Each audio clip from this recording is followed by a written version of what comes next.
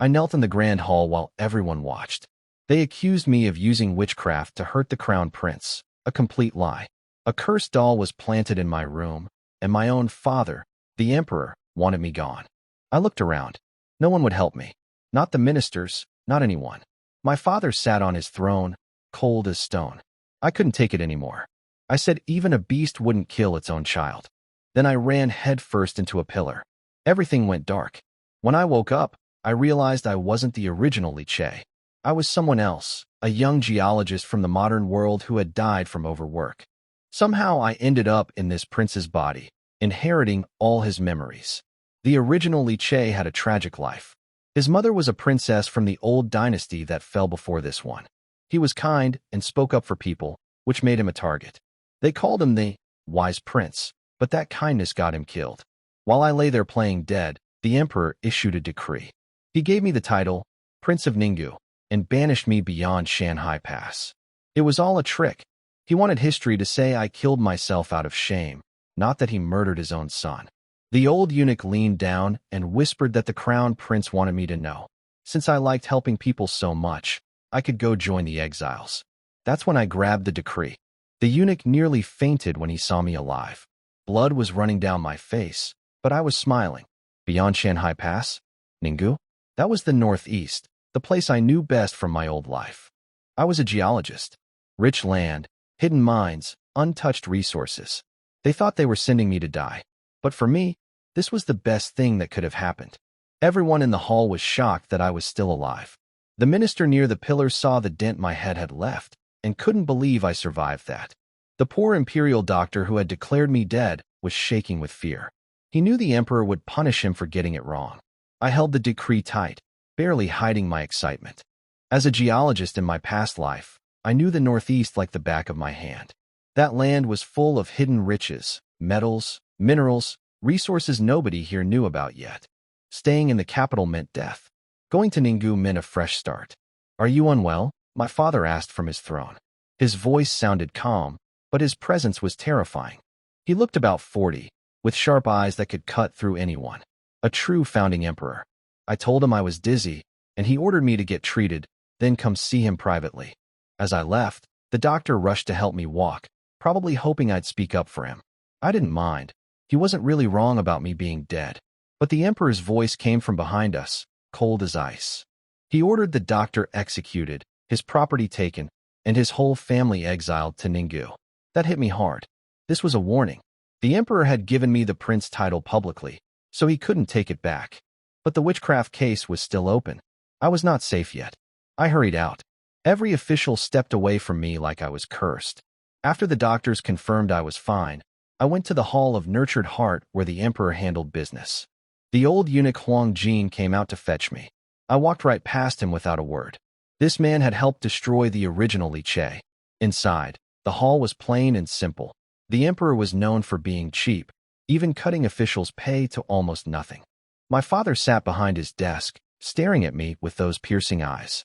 I bowed and greeted him. He said nothing for a long time, just watching me. I stared right back. The old Liche would have looked away, but I wasn't him.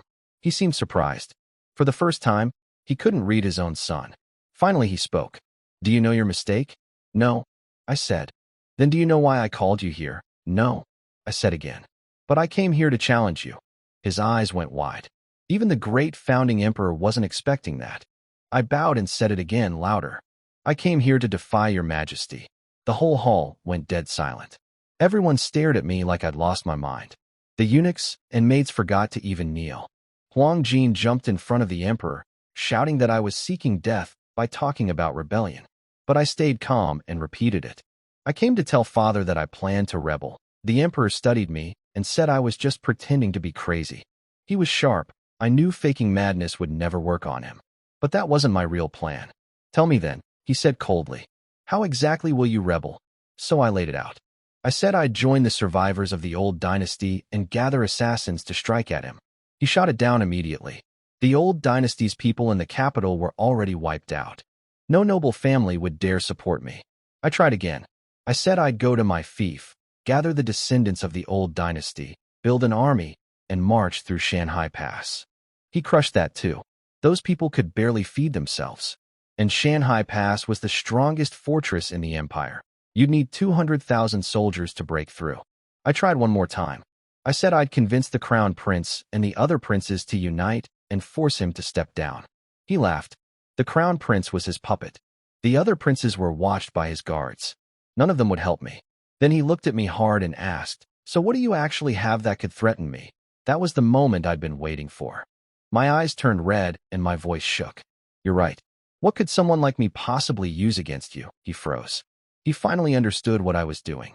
I wasn't actually planning to rebel. I was proving that I couldn't. I had no army, no allies, no power. If I couldn't rebel, why keep treating me like an enemy? Just because my dead mother came from the old dynasty? I pressed harder, my voice filled with anger and pain. I'm 16. Even the younger princes have titles and land. But I'm stuck here in the capital where everyone knows you hate me. Even the servants don't respect me. Living like this is worse than being dead. So go ahead, say I'm a rebel and kill me. No one will question it. All the blame falls on me. Every word hit him. His face went pale. His hands were shaking. I bowed low to the ground. "Please, Father, grant me death." The hall went completely quiet. I could hear him breathing heavily.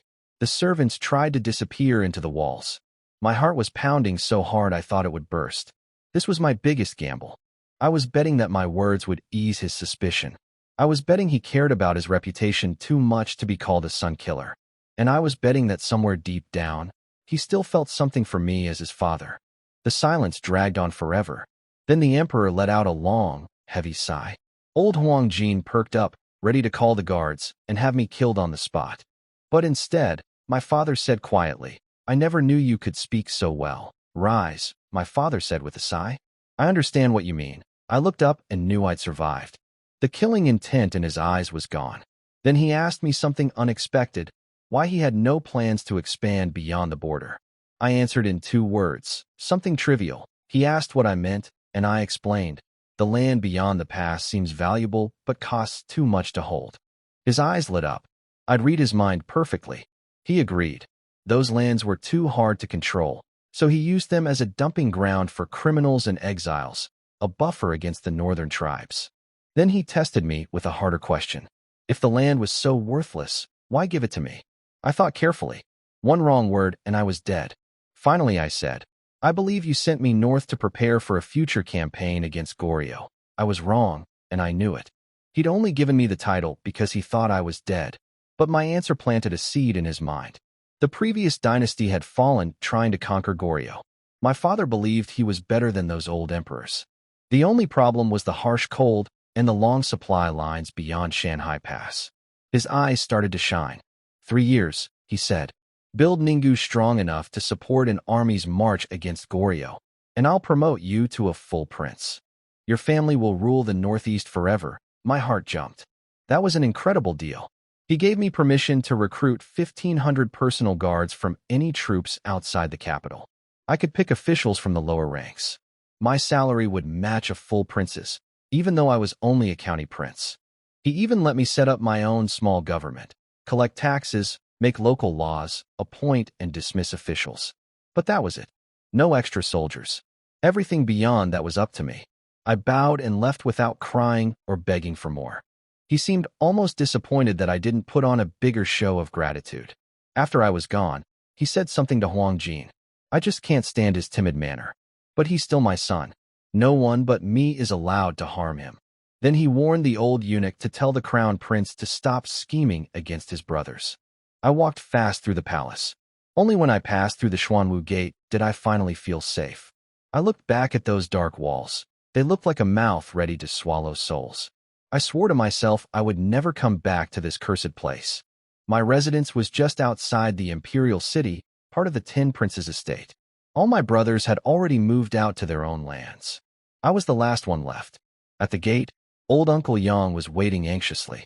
He was the loyal steward my late mother had left me, one of the only people I could truly trust. He saw the wound on my head and rushed over in alarm. I told him not to worry. Once we were inside with the doors closed, I grabbed his hand and said, "The Emperor gave me a fief. Pack everything. We're leaving right away." His face lit up with joy. Finally, his prince had a domain of his own. "Where is it?" he asked eagerly. "Beyond Shanghai Pass. Ninggu County. His smile vanished. His face went pale. Your Highness, you can't go. The Emperor is sending you to your death. Uncle Yang paced the courtyard, trying to talk me out of going. He said Ninggu was the poorest land in the empire. Freezing winters that lasted half the year, tribes on every side, Goryeo to the south, and terrible roads. It wasn't a fief, he said. It was exile. I understood his worry. Uncle Yang had never served the emperor. He was a poor scholar from the old dynasty, saved by my mother. His loyalty belonged to her, and after she died, it passed to me. If I had died in court today, he would have raised men against the emperor without a second thought. I calmed him down. At least out there, we have a chance to live. It's better than staying here. I didn't explain the rest. In my past life, that land had only been developed in the late Qing era. Nobody in this world knew what was hidden there. The cold was a real problem, but once I solved that, the Northeast could become the richest land in the empire. His eyes went red. Then a fierce look crossed his face. He said he'd go gather some old friends in the capital to come with us. I stopped him immediately. I knew from the original Li Che's memories who those old friends were. Secret guards trained by the former royal family, hiding in the capital, waiting for a chance to strike. Only Uncle Yang knew how to contact them. No wonder the emperor suspected me. I really did have the tools for a rebellion. I told him we couldn't risk it. I'd just been given my title, and everyone was watching. Gathering suspicious men now would get us all killed, including those hidden allies. He calmed down, but worried about my safety. I told him the emperor had allowed me 1,500 personal guards from the military camps. He frowned. Those soldiers all belonged to the emperor. How could I trust them? I smiled and said I already had someone in mind, but I needed him to handle something else. I called over my maid Xiao and asked her to bring a brush and ink from my study. Then I asked how much money we had. 500 taels. My jaw dropped. A prince with only 500 taels? For common people it was a lot, but for setting up a whole domain, it was nothing. Uncle Yang said that was what was left after months of careful spending. I rubbed my head. I'd have to wait for the imperial reward money before we could leave. Xiao came back with brushes and ink, but no paper. I stared at her. What am I supposed to write on? She turned red and ran back to get it. Using the body's muscle memory, I picked up the brush and managed to write a long shopping list. Uncle Yang read the first item out loud. White daisy. Isn't that a flower? What do you need it for? To keep warm, I said. He looked confused. Nobody in this world knew that white daisy, cotton, could be used for warmth. In my old world, people didn't figure that out until the Ming Dynasty. Here, nobles just grew it as decoration. He looked over the rest of the list with a worried face. Most of the items were rare, and some he'd never heard of.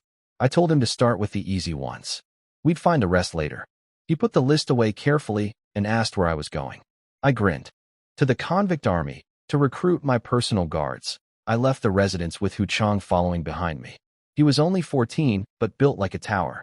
The original Li Che had found him starving on the street 3 winters ago and took him in.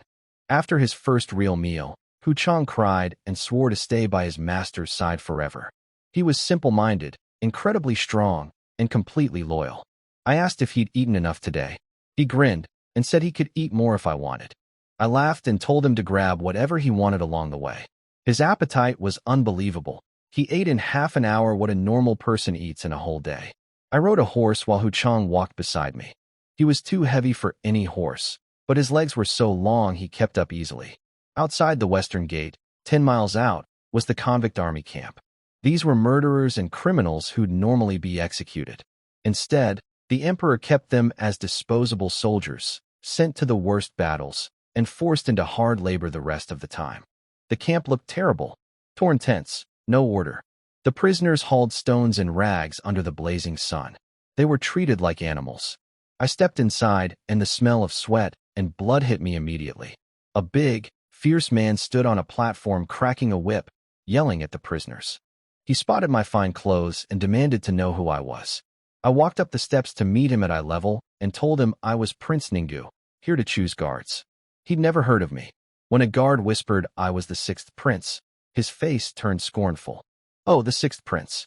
I thought it was someone important. He said he served the crown prince and told me to leave. I kept my voice cold. Did I say I was asking your permission? He stomped so hard the platform cracked and reached for his sword. That was his mistake. I shouted, "A chong," one slap. That's all it took. Hu Chong's enormous hand came down and twisted the man's head completely around. His body dropped off the platform like a sack of stones. Everyone went silent. The guards grabbed their weapons and aimed at us. I calmly pulled out the Imperial Decree and held it high. The Imperial Decree is here. Who dares act recklessly? I pointed at the body. This man tried to attack me. Put down your weapons or share his fate. They looked at the scroll, then at me. One guard dropped his weapon and knelt. Then all the others followed. The guard who'd whispered earlier was soaked in sweat.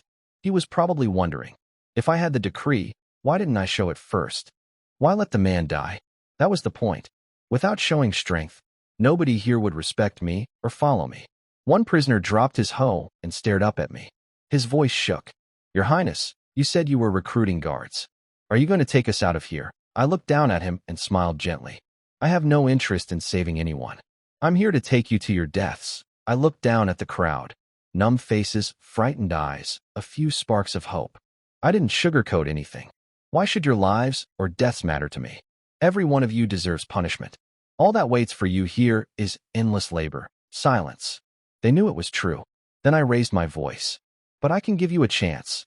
I held up the decree and pointed north. A chance to die as soldiers of the Great Qing, I told them straight.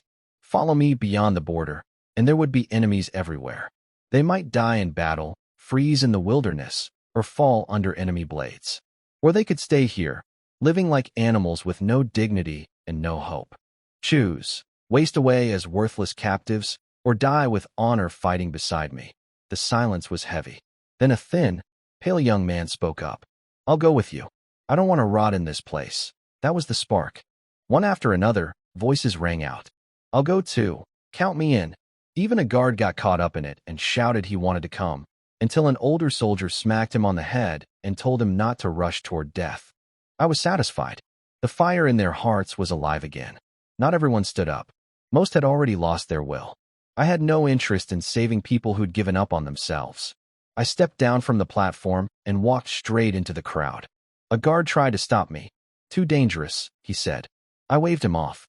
If I wanted to lead wolves, I had to walk among them without fear. A big, strong man dropped to his knees. Prisoner Wang Hu, willing to serve your highness to the end. His voice hit the others like a hammer. One by one, they threw down their tools and knelt. With every step I took, more dropped to their knees until the ground was covered. I stopped in the center. Those who can read, stand up, 7 or 8 rows, including the thin young man who'd spoken first. Good enough. I told them to register everyone's names for the Ninggu army. Then I made my rules clear. There are 2 kinds of criminals I will never accept. Those who harm women, and those who trade or harm children. Some faces went pale. One fierce-looking man stood up angrily. We all committed crimes worthy of death. Why won't you take us? He grinned and bragged about attacking and killing 8 women, saying his skills were too good for local officers to catch him. I said nothing. I put my hand on my sword. One flash of silver. A red line appeared across his throat.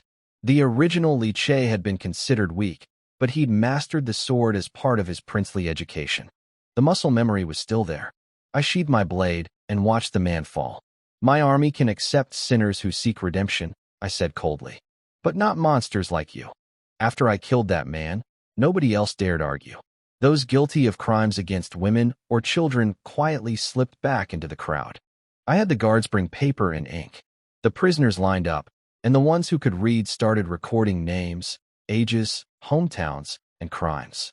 I told them to flag certain types: bandits with fighting skills who could become soldiers, thieves and grave robbers who'd make good scouts, and gang leaders or smuggling bosses who knew how to manage people.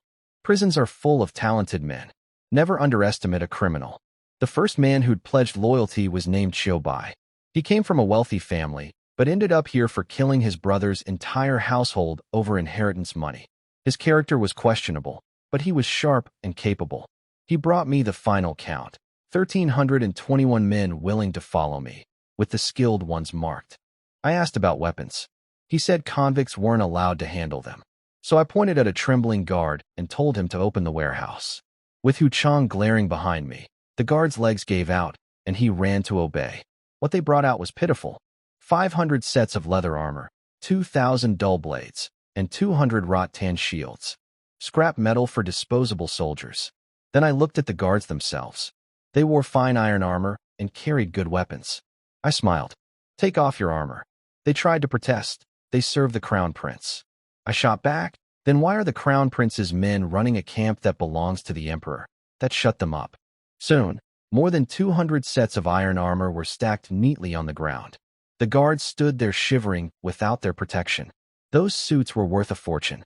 The northern tribes would need 20 families saving for a year to make just one set.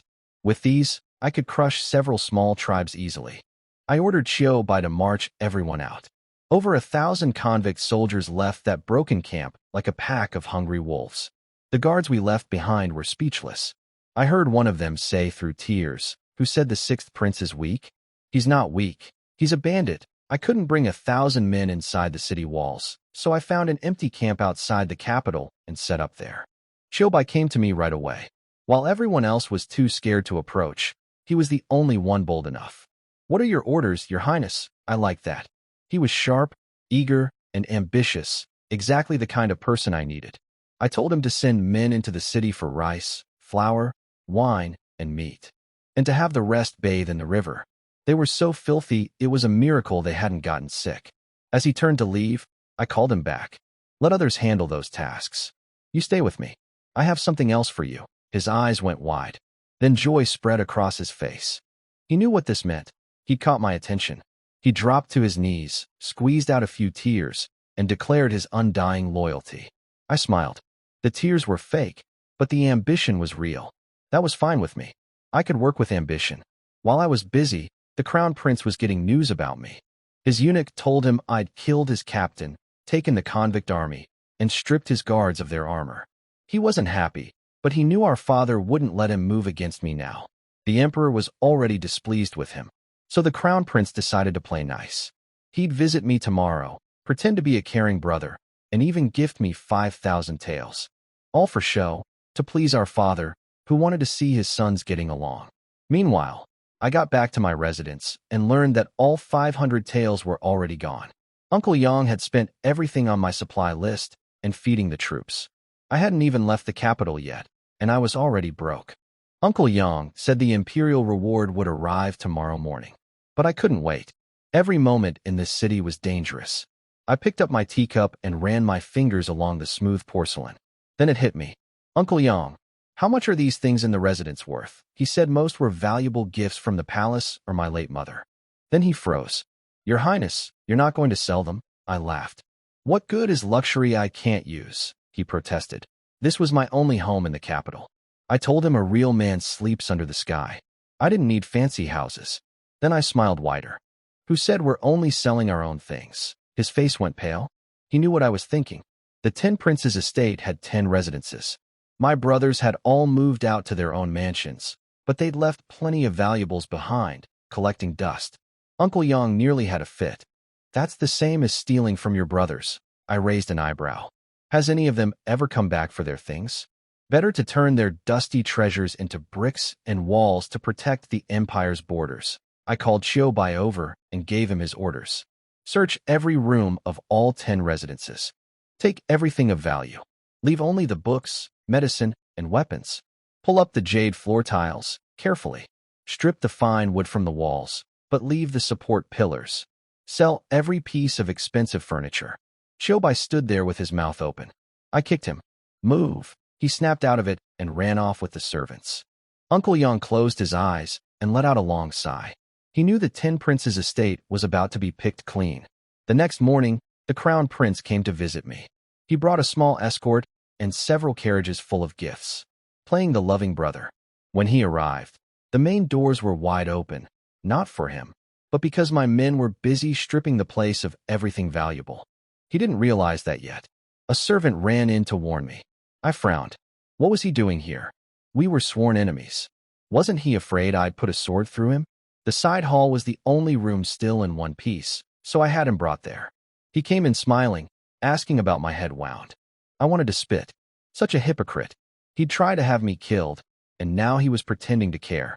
He said he'd brought gifts to help me at my new post. His guards carried in heavy boxes. He told me if I needed anything, Just ask. I looked him dead in the eye. Are you trying to win me over? You think a few boxes erase what you did? His smile cracked. He waved the guards away and dropped the act. We're family. You're leaving. There's no reason to keep fighting. I asked him plainly. When had I ever harmed him? Why did he frame me with that cursed doll? He denied everything with a straight face. That puppet was found in your room. What does it have to do with me? I almost laughed. Then I said, do you know how I'm so sure it was you? Because the puppet's left leg was shorter than the right. Broken looking. Just like yours. His face twisted with rage. His bad leg was the one thing he couldn't stand anyone mentioning. The deepest wound in his heart. You're asking for trouble, he snarled. I let out a satisfied breath. That's more like it. We were never going to be loving brothers, so why pretend? He stood up, face black as ink. You've chosen your own end, I laughed. I won't see you out. Clean your neck and wait for me. He spat and stormed out. The moment he disappeared, I threw down my teacup and dove at those chests like a starving man. I'm rich. I'm rich. Uncle Yang stared at me with his mouth hanging open. Thousands of taels of silver. Refined salt, incredibly valuable. A glass lamp, useless to me, but easy to sell. My dear brother had just funded my entire operation without knowing it. I'd insulted him on purpose. The gifts were already inside my hall.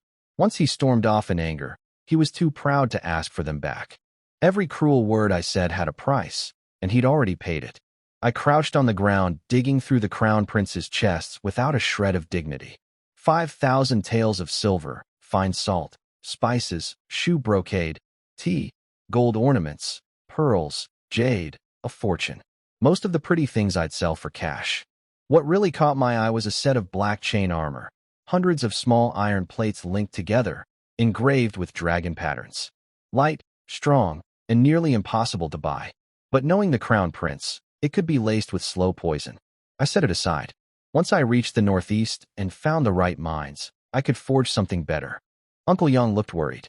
He said I shouldn't have provoked the crown prince so openly. A wise man avoids danger. I turned to him and explained. If I nearly died at his hands yesterday and made peace with him today, what would the emperor think? He'd see me as a schemer, someone dangerous. He'd never let me leave. I gripped a silver ingot tight. I want to look reckless. Impulsive. Like I'm just an angry young man throwing a tantrum. The more foolish I seem, the more the emperor will trust me, and the safer I'll be. Uncle Yang stared at me, stunned. He'd never seen this side of his young master before. His eyes went red and he apologized for not understanding sooner. I told him we were family, no need for that. I said something honest. I wasn't stupid before, I was just enduring. But yesterday, I nearly died. Now I understand. If you keep giving in, eventually there's nowhere left to retreat. He wiped his tears and said I was wise and kind, just like my mother. That hit me hard. I'd never met her, not the real me, anyway.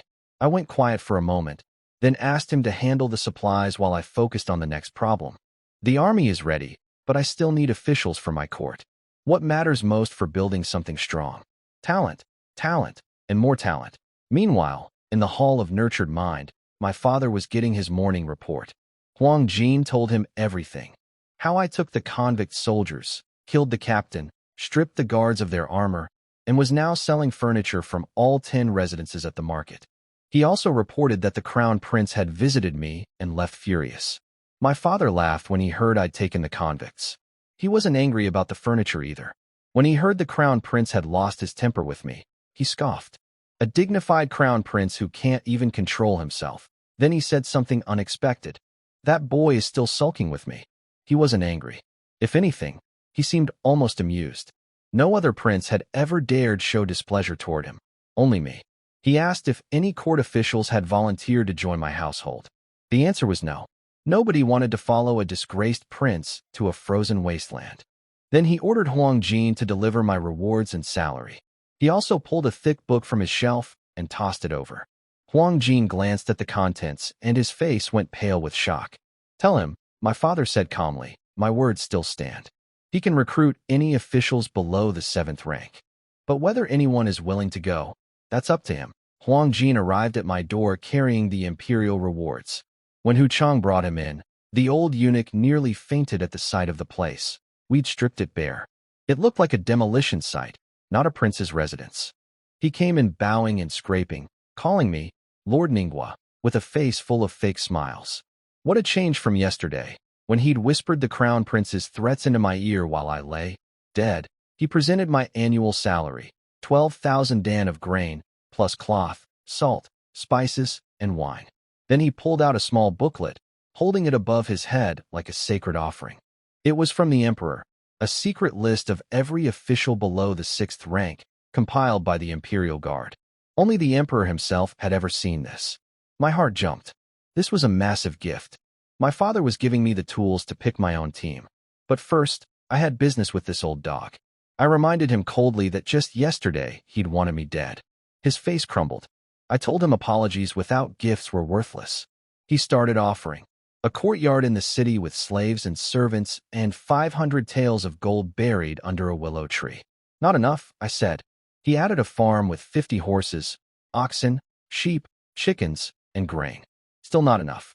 Finally, sweating and nearly crying, he offered a manor in Jinding Prefecture with 5,000 shur of grain, salt, fodder, and farming tools. I smiled and told Xiao Bai to bring the old man a chair. Anyone who gives me money is a good dog. After he left, I opened the booklet eagerly. So many capable people listed inside. Combined with my knowledge from the future, I could pick exactly the right talent for building Ningguo. But there was a problem. Nobody in their right mind would volunteer to follow a disgraced prince to a frozen wasteland. Visit them politely 3 times? Beg and reason with them? I didn't have time for that. I decided to take the direct approach. I'd kidnap them. I called Xiao Bai and told him to pick 50 men who knew the city streets well. Then I handed him a list of names. Not a single one can be missing. Don't hurt anyone. My men suited up, grabbed bags and ropes, and slipped out through the back door in small groups. The first target was Lu Yi from the Ministry of Works. Wang Sanshun grabbed him from the shadows, threw a sack over his head, and hauled him away. Xiao Bai crossed off his name. Next was Wang Shi, the official in charge of monitoring the heavens. He opened his door and found himself surrounded by burly ex-convicts. Before he could finish protesting, he was in a sack over Wang Sanchuan's shoulder. Then his son Wang Chongjian burst in shouting, and Xiao Bai checked the list and found his name on it too. He's also being taken. I stood in the courtyard watching it all come together. Carriages full of supplies rolled in through the front gate. Wriggling sacks came in through the back. I laughed out loud. I see hope for the great revival of the Northeast. Wang Sanshun threw the last sack into the room, and Xiao Bai reported that everyone on my list had been collected. I looked at the room full of wriggling sacks and nearly burst out laughing. Once the sacks came off, chaos erupted. The officials squinted at the light, recognized me, and started shouting. The 6th prince? That useless prince? This is lawless. I'll report you to the emperor. I let them vent, then calmly asked for silence. I walked up to each one personally. First, Zhang Shi from the Celestial Monitoring Office. I asked him if he'd ever watched ships approach from the horizon. How you see the mast before the hull. His eyes lit up. Because the earth is curved, he said excitedly. Nobody had ever taken his ideas seriously before. Next, Wang Chongjian, who'd been sidelined at the Ministry of Works for opposing a flawed flood control plan. I told him his approach was right and shared my own idea. Build dikes upstream to control the river, use the current to push sediment downstream. His jaw dropped. My strategy matched his thinking, maybe even improved on it. I hinted there were rivers beyond the border that needed the same work. Then I turned to Qian Bin, the math expert from the Ministry of Revenue. He'd been a Confucian scholar who switched to mathematics, then spent years begging the emperor to make math an official exam subject. The emperor refused every time. Other officials mocked him and pushed him aside. I bowed to him respectfully and said something that shocked everyone in the room. Mathematics is the foundation of all learning. The officials stared at me like I'd lost my mind. In this world, Confucianism ruled everything. Math was considered a minor skill, barely worth mentioning. So I proved my point. I asked Wang Shi, don't you need math to calculate star positions and calendars? Yes. I asked Wang Chongjian, can you build bridges or manage floods without math? Impossible. I asked everyone else, do your jobs require mathematics? Nobody could say no. In others' eyes, you're just low-level officials doing petty work, I said. But in my eyes, each of you is the most capable person in this court. Mathematicians, astronomers, engineers, you are the real talent. I told them my plan. I'd build a school in my territory to teach mathematics, engineering, and medicine. They would be the first teachers. When their students rose to high positions, the whole empire would know their names. Then I brought it back to Earth. People can't live on dreams alone. I need your help to develop the land beyond the border. The room went quiet. They all knew how hard that would be. So I sweetened the deal. Double salary. 3 months pay up front so they could settle their families before leaving. On cue, my men stepped out from behind me and dropped heavy bags of silver in front of each official. These were low-ranking men with terrible pay. Some could barely feed themselves in the capital. The sight of real money hit them right where it hurt. Of course, I won't force anyone, I said, pointing to the door. Anyone who doesn't want to join can leave freely. At the door, Qiu Bai and Wang Sanchun stood on either side, smiling warmly. But their smiles didn't reach their eyes, and their sharp stares made everyone's skin crawl. Nobody moved toward that door. The room was dead silent. Everyone was tempted but scared. The northeast was a wasteland. Could it really hold such big dreams? Then a hand shot out and grabbed a money bag. Wang Chongjian. His father Wang, she stared at him in shock. Father, he said firmly, do you want to waste your knowledge in that dead-end office forever? I have real skills in flood control. Why should I rot as an errand boy? He bowed to me. Your Highness, I'm willing to serve. Wang Shi sighed, grabbed his own bag, and stood beside his son. I'm old, and my son still has more courage than me. Together they pledged their loyalty. That broke the dam. One by one, the others stood up. Lu Yi, go home. Jia Miao. Soon everyone had bowed and taken their money. Everyone except Qian Bin. The old math master just stood there with his eyes closed, like none of it concerned him. I walked over.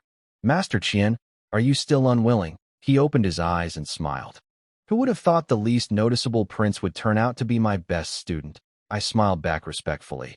But in my head I was already planning to have Hu Chang knock him out and drag him northeast if he refused. He picked up his money bag. Does your school have a place for an old man like me? The position of chief instructor has been waiting for you, I said, barely containing my joy.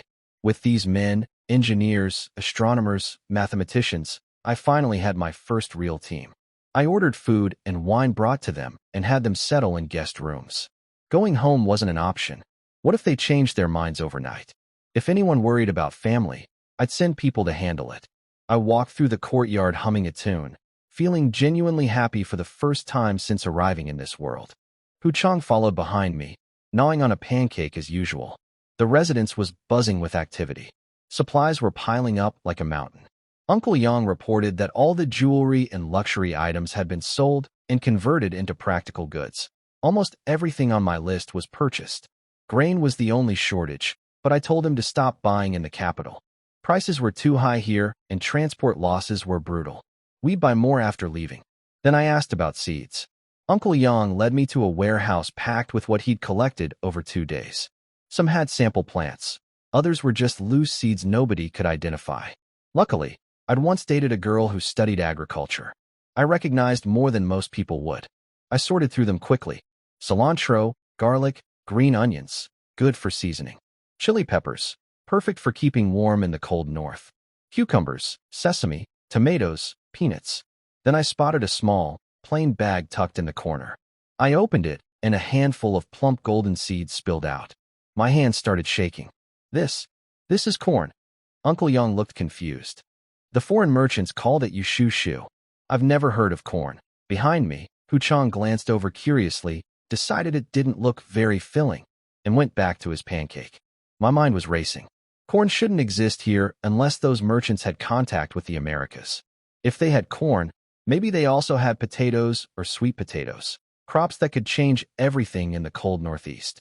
Where are those merchants? I asked urgently. Uncle Yang shook his head. I bought all their seeds yesterday. When I went back today, they were already gone. My heart sank. What other seeds did you get from them? Uncle Yang showed me the rest of the foreign seeds. My heart sank. Besides the corn, there were only cabbage, watermelon, and grape seeds. No potatoes. No sweet potatoes. None of the other miracle crops from the Americas. But I pushed the disappointment aside. Corn alone was a treasure beyond measure.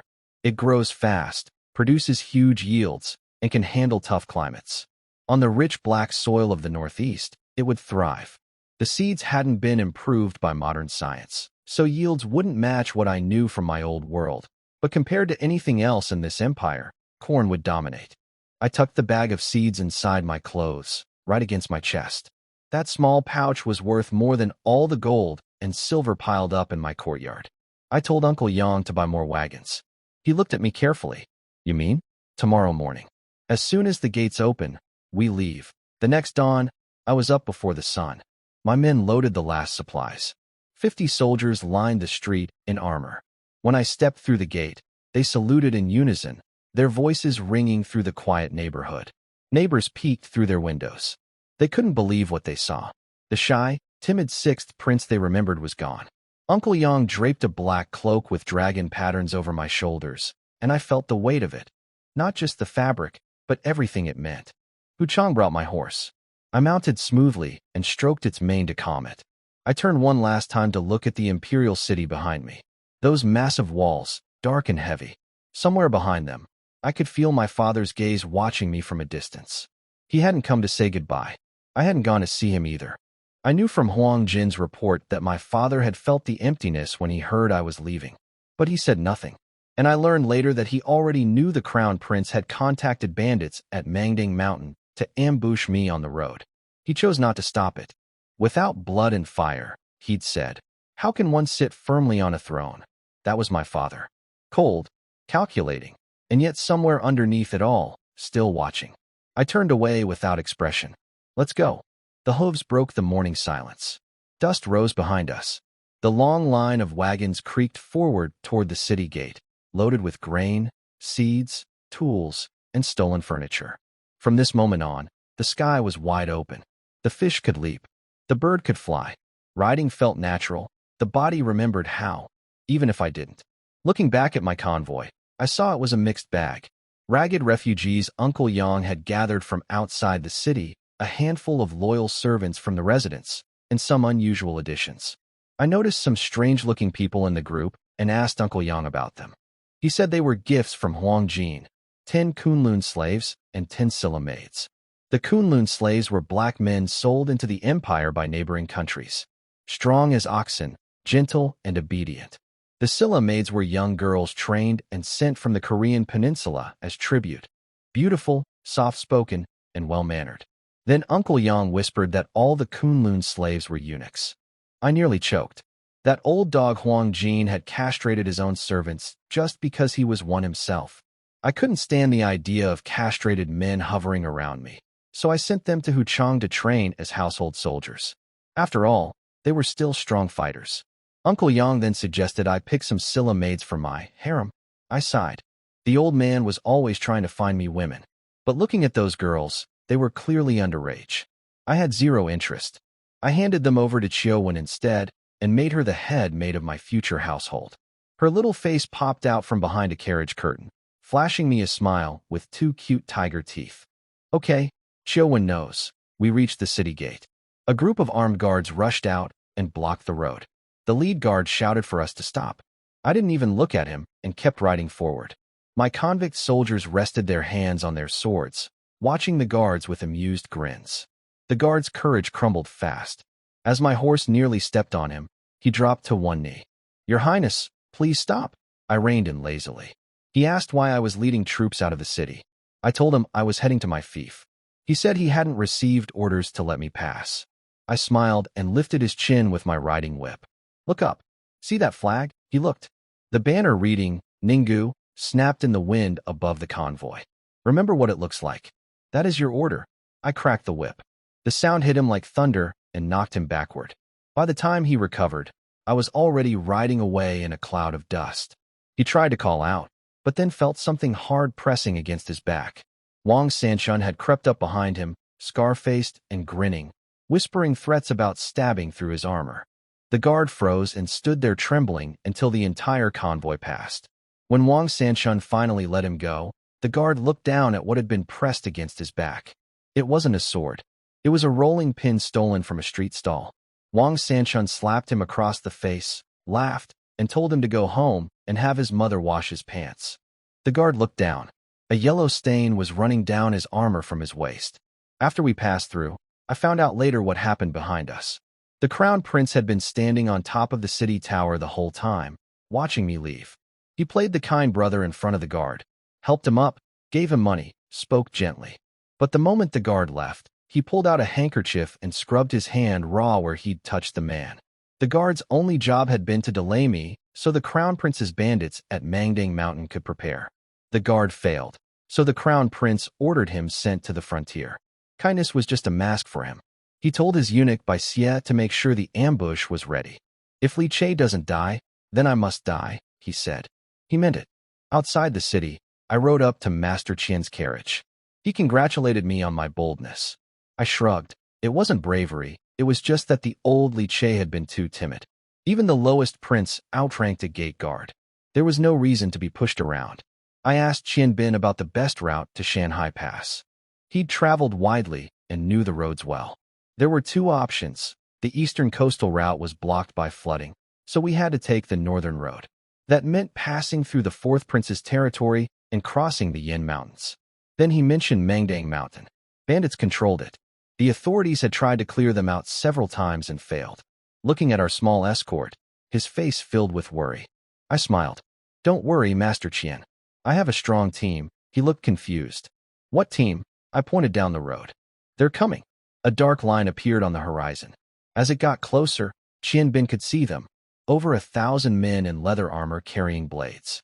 Their formation was sloppy, but the look in their eyes was something else entirely. These were men who'd stared death in the face and stopped caring. Hollow eyes with a wild, dangerous edge. They marched up and stopped. The leader, a scar-faced man named He Tsonglong, dropped to one knee. Greetings, Your Highness. Behind him, the entire force roared it back. The sound shook the air. I called He Tsonglong by name. He trembled with emotion. Such a simple thing, remembering a man's name. But in this world, most leaders never bothered to learn the names of common soldiers. I asked them if they'd eaten well these past 2 days. They shouted yes. Had they drunk the wine I sent? Yes. Had they slept well? Better than they had in years. Good, I said. I kept my promise. Now it's your turn to keep yours. They dropped to their knees again, voices thundering together. We are willing to die for Your Highness. They meant it. All these men had ever wanted was to eat a full meal and be treated like human beings. Whoever gave them that owned their loyalty completely. Inside his carriage, Qian Bin watched the whole scene with his jaw hanging open. He nearly pulled out his own beard in shock. A moment ago, these were wild, unruly convicts. Now they knelt before me with genuine fire in their eyes. I could almost hear him thinking, the prince even knows how to win over soldiers? I didn't know much about military training, but I understood people. I gave those convicts what they needed most, a chance to survive and a reason to hold their heads up. That was enough. The convoy and the soldiers merged together. We looked somewhat like an army, enough to make the common people on the road keep their distance. Discipline was rough, but the Ninggu army had just been born. I'd fix that later. We covered about 40 miles by evening. Too slow. The problem was horses. Most of ours were pack horses pulling carts, so the soldiers walked. I realized quickly that horses would be critical in the northeast. The tribes beyond the pass were all riders. Infantry against cavalry was a losing game every time. Bai found a relay station about 3 miles ahead. I didn't pretend to be the kind of leader who sleeps in the dirt with his men. I believed in the Hui Tsubing style, strict rewards and punishments, clear ranks. Win battles and soldiers will follow you. Lose while being friendly and they'll abandon you anyway. The station had thick walls, watchtowers at the corners, and only one entrance, like a small fortress. The soldiers circled the wagons outside for defense. Former bandits took scout duty. The rest patrolled in shifts or cooked. The station clerk greeted me at the door, bowing low. With over 1,000 armed ex-convicts camped outside, anyone would be polite. I told him we'd cook our own food. You can never be too careful about poison when you're traveling with enemies behind you. Inside, I noticed prisoners huddled in a corner. One figure looked familiar. I walked closer, and when he looked up, I recognized him. The imperial doctor who'd declared me dead. His eyes filled with tears. Sixth Prince. Your Highness, the poor man. His mistake about my death nearly cost him everything. But his family had an old death exemption medal from the Liang dynasty, 2 dynasties back. The emperor had honored it, spared his life, but exiled his entire family to Ninggu County. I felt a twinge of guilt. His trouble was partly my fault. You're headed to Ninggu anyway, I said, helping him up. From now on, you follow me. What's your name? Hua Chang'an, I smiled. Hua? That's a good surname for a doctor. He looked confused, but grateful.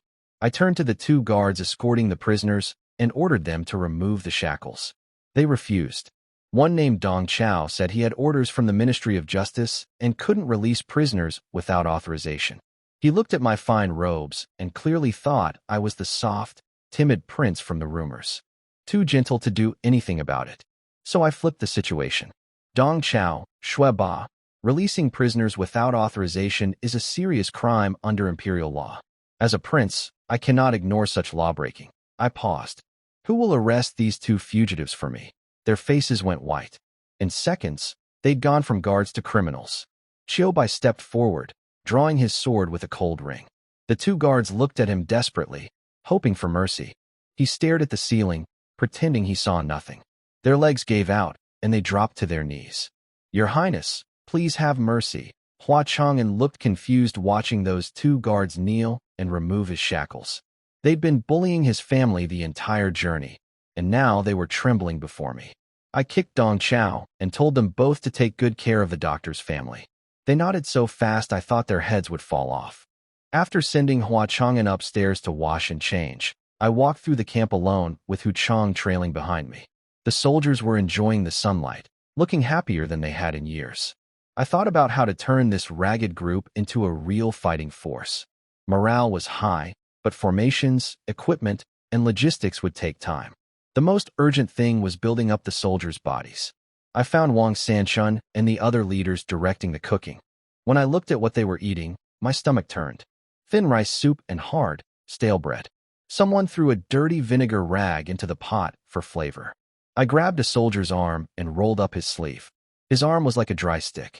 Wang Sanchun said prisoners were used to 1 meal a day, sometimes less. He thought they'd been spoiled with 3 days of good food. I told him that was nonsense. You're not prisoners anymore. You're my soldiers. I won't allow anyone in the Ninggu army to go hungry. Your lives belong to me now, and only full stomachs can fight. The men around us went quiet. Some had tears in their eyes. They'd spent years being treated as disposable. Nobody had ever cared whether they ate. Starting today, 3 meals a day. Meat in every meal. Eat as much as you want. Just don't waste food. Wang Sanchun stared at me in shock. He'd never met a commander like this, let alone a prince. I lowered the soldier's sleeve gently. I have one task for you. Eat more every day. Before we reach Shanhai Pass, I want your arms 1 size thicker. Can you do that? He cried and nodded. I patted his head and told Wang Sanchun to tear dried meat into strips and add some to every pot of porridge. When Hua Chang'an came back cleaned up, the soldiers were happily slurping meat porridge. He swallowed at the smell, and I almost laughed. I asked what he thought of the soldiers' health. He said they were brave, but physically weak. Years of starvation and hard labor had drained them badly. I asked him to create a health program for the men. He said he'd need herbs and helpers who understood basic medicine. I told him I'd brought herbs and would recruit doctors along the way. He doubted any doctor would willingly go to frozen Ninggu County. I just smiled. Don't worry. I have my ways. He looked at my smile and seemed slightly uneasy, though he couldn't put his finger on why. The same method I used on the officials would work on doctors too, if they wouldn't come willingly. Well, I had sacks and strong men. Meanwhile, Hua Chang'an was quietly hatching his own plan. He had nothing left to repay me with except his family. His daughter was 20 and apparently quite pretty. He was already scheming to offer her to me as a maid or even a concubine. I had no idea what the old man was plotting behind that beard of his. That night at the relay station, I sat at my desk drawing weapons on sheepskin paper. The first was a Mo Dao, a massive, heavy blade from history that could cut through horse and rider together. 8 words described its power: crush both man and horse, like a wall advancing. Hu Chang watched over my shoulder. Is it powerful? I told him it was several times stronger than anything in our empire. He asked for one, but complained swords were too light for him. I smiled. This one wouldn't be light. I'd been thinking hard about how to build an elite army. I didn't have enough men for mass tactics, and against nomad cavalry, numbers weren't the answer anyway. Quality over quantity was the only path. I sighed and put the Mo Dao drawing away, adding it to a growing stack. designs for bows, spears, straight swords, crossbows. Drawing them was easy. My sketching skills had actually won me my history major ex-girlfriend back in my old life. The real challenge was building the industrial base to produce these weapons. Then I started on something even more important. I picked up a fresh sheet and wrote 3 characters. Mathematics theory. Math was the foundation of everything I wanted to build. I was a science graduate. I still had plenty of mathematical knowledge in my head. Better to write it all down now before I forgot, and teach it to Qian Bin and the others. A knock interrupted me. Hua Chang'an came in smiling. He reported that he'd sorted through our medical supplies and found enough to make medicinal meals for the soldiers, tonics mixed into their food to rebuild strength. Good news. But he said the worst cases would take time, and he couldn't handle everything alone. Then his expression shifted. He said I had no lady attending me and offered his daughter, 20 years old, knew some medicine, decent looking. He wanted to repay my kindness. Little Chiu nearly dropped her teacup. She glared, looked down at her flat chest, and silently poured scalding hot water into Hua Chang'an's cup. I scolded him. What do you think I am? Someone who takes advantage of people's gratitude. He stammered and left, ashamed. Outside the door, I heard him slap himself. The prince is noble, and I'm terrible. Back inside, Chiu happily massaged my shoulders. Why didn't you agree, Your Highness? I snorted. That old man isn't sincere. What use is a girl who's barely grown up? If he really meant it, his wife still has some charm. Chiu froze. Behind us, Hu Chang quietly took mental notes, completely misunderstanding my sense of humor. I could practically see him planning to find me attractive married women in the future. Meanwhile, back in the capital, news of my departure spread fast. Nobody believed I'd survive. The officials cared more about the crown prince. With no other adult princes left in the city, his position seemed guaranteed. But not everyone agreed. At the prime minister's residence, Du Fuqian was lecturing his foolish son Du He, who was laughing about how I'd die before reaching Ninggu. The old prime minister saw things clearly. He told his son something sharp. The emperor was a strong ruler who would never tolerate a crown prince with no competition. Every prince sent to govern a border territory was being tested. Each one, including me, had a chance at the throne. Only the crown prince, the old man said with cold certainty, is already abandoned. He has no chance of succession. The emperor wasn't protecting the crown prince. He was using him as bait while watching the rest of us fight to prove ourselves worthy. Unlike the passive prime minister's residence, the Jinghua Duke's house is now in chaos. Although Chang Wudi died early, as a founding hero, his children are well protected and hold important positions at court. Despite their prominent family, the eldest daughter was missing for a whole day and night. Jinghua Duke was so angry he almost fainted. His servants and guards were sent out to find the young lady. A whole day and night. In a time when young women don't leave their homes, this is very serious. Moreover, the young lady is about to become the crown princess, a fact everyone knows. Since the previous crown princess passed away, the crown prince has not remarried for 3 years. Many are eyeing that position. The Chang family finally got this chance, but now the girl is missing. If someone finds out and falsely accuses her of losing her innocence, all their plans could fall apart. Jinghua Duke Chang Pan sat grim-faced in the main hall, listening to his guard's report. Sir, we searched all over the imperial city but couldn't find the young lady. Then go outside the city to look? Chang Pan snapped angrily. What are you good for? After so long, you can't find a young girl? Yes. The guard broke out in cold sweat, dared not speak further, and went to carry out the order. Chang Pan couldn't sit still. He stood up and paced back and forth in the hall. Lady Lu was crying loudly, making him even more annoyed. Crying won't help, Chang Pan scolded. Young Mingxue is spoiled by you. She likes to play with swords and sticks, and now she's out at night. What's the use of saying all this now? Lu's eyes were red. Hurry and go to the palace to report to His Majesty. Ask the imperial guards to find her. You foolish woman. Ever since Changping heard this, he became even angrier. The emperor hasn't issued a marriage decree yet. If this news reaches the emperor and the crown prince, how am I supposed to explain it? Mrs. Lu cried, even more sadly. Those maids say Ningxue left angrily after hearing that the 6th prince disrespected the crown prince. Do you think it might be related to the 6th prince? The 6th prince has always been timid and wouldn't do such things. It's your bold and reckless daughter. Chongping paused, a flicker of fear in his eyes. She has always admired the crown prince. If she tries to assassinate the sixth prince, our Chong family might face disaster. No matter how useless the sixth prince is, he is still a prince. The emperor can kill a prince without issue, and framing a brother is also acceptable. But if we, as officials, commit such an act, it could lead to the complete destruction of our family. Hopefully, Ningxue is not foolish enough to really try to kill the sixth prince. Chongping sat pale on the steps, sighing deeply.